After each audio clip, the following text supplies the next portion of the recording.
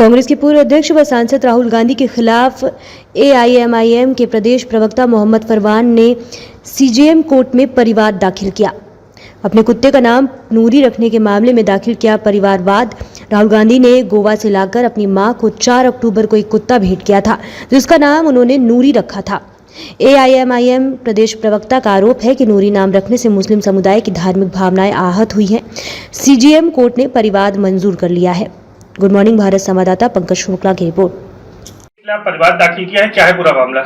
देखिए, 4/10/2023 को राहुल गांधी जी ने अपनी मदर सोनिया गांधी जी को एक कुत्ता भेंट किया, जिसका नाम रखा उन्होंने नूरी।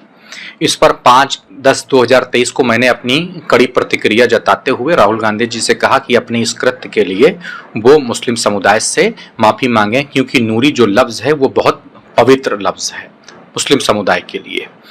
तो 10 दिन का हमने माननीय राहुल गांधी जी को समय दिया था। माननीय राहुल गांधी जी अहंकार में इतने चूर थे कि उन्होंने ना तो इस पर कोई प्रतिक्रिया दी और ना ही मुस्लिम समुदाय से उन्होंने इस पर माफ़ी मांगी। मुझे विवश होकर माननीय न्यायालय की शरण में जाना पड़ा और मैं माननीय न्यायालय की शरण में कई बिंदुओं को लेकर के गया हुआ हूँ। इस पर माननीय न्यायालय ने मेरे वाद को एक्सेप्ट किया है और मुझे 8/11/2023 की बयान दर्ज कराने के लिए 11 बजे का समय निर्धारित किया है। किस कोर्ट में आपने? माननीय न्यायालय माननीय जनपद न्यायालय में मैंने किया है, तो इलाहाबाद।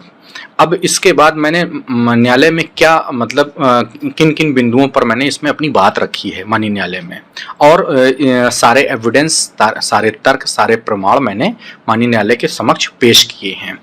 अब मैंने जो न्यायालय में जिन बिंदुओं पर धार्मिक भावनाएं हमारी आहत हुई है, मैंने उन मुद्दों को रखा है। मैं उसमें से आपको पढ़ता जा रहा हूँ। कद जाकुम मिनल्लाहि नूर, सूरे मैदा आयत नंबर 15 में उल्लेख है, आ गया है आपके पास एक नूर। यहाँ पर नूर से मुराद है हमारे पैगंबर की जात और शख्सियत, और नूर का ही पर्यायवाची है नूरी। अब दूसरे मैं आप बिंदु पढ़ना चाहता हूँ। अव्वलु मा खलक़ल्लाहु नूरी, यहाँ पर लफ्ज़ नूरी साफ लफ्ज़ों में है। इसका अर्थ है अल्लाह ताला ने सबसे पहले मेरे नूर को पैदा फरमाया। मेरा नूर अल्लाह की पहली मखलूक है। यह तो साफ तौर पर नूरी का लफ्ज़ आता है। उसके बाद मेरे नबी करीम सरकार दो आलम सल्लल्लाहु अलैहि वसल्लम को नूरी बशर भी कहा जाता है। क्या कहा जाता है? नूरी बशर भी। यहाँ पे भी नूरी शब्द बिल्कुल प्रमुखता से है।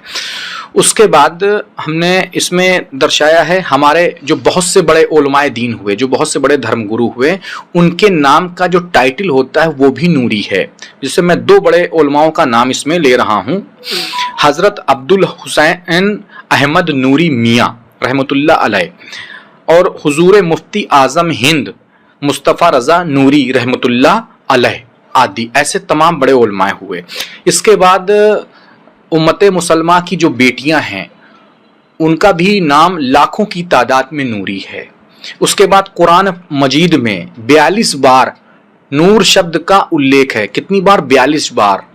तो इन तमाम बातों को देखते हुए ये समझ में आता है कि उम्मते मुसलमान की बेटियों की भी बेहुरमती हुई है, दीन इस्लाम की भी बेहुरमती हुई है, और इसके अलावा उलमाए इकराम, उलमाए दीन के भी बेहुरमती करने का काम किया है। इन्हीं बातों को लेकर मैं माननीय न्यायालय की शरण में गया हूं। अगर राहुल गांधी जी को अहंकार ना होता, 10 दिन का समय दिया गया था, वो माफ़ी मांग लेते, बात खत्म हो जाती, मगर उन्होंने अहंकार के चलते इस पर कोई माफ़ी नहीं मांगी, तो मुझे न्यायालय की शरण में जाना पड़ा। इससे आलमे इस्लाम, आलमे दीन की भावनाएं काफ़ी आहत हुई है, क्योंकि नूरी, लफ्ज़ नूरी एक पवित्र नाम है और मेरे नबी करीम सरकार दो आलम सल्लल्लाहु अलैहि वसल्लम मोहम्मद रसूलुल्लाह से जुड़ा हुआ है, उलमाए दीन से जुड़ा हुआ है, उम्मत मुसलमान की बेटियों से जुड़ा हुआ है। तो मैं माननीय न्यायालय के शरण में गया हूं और न्यायालय इस पे तय करेंगे कि किस धारा के तहत इसमें मुकदमा चलेगा। हमारी धार्मिक भावनाएं जो है वो आहत हुई हैं। दंडित करने की मांग है। बिल्कुल दंडित करने की मांग है। माननीय न्यायालय इसमें राहुल गांधी जी को दंडित करने का कार्य करे।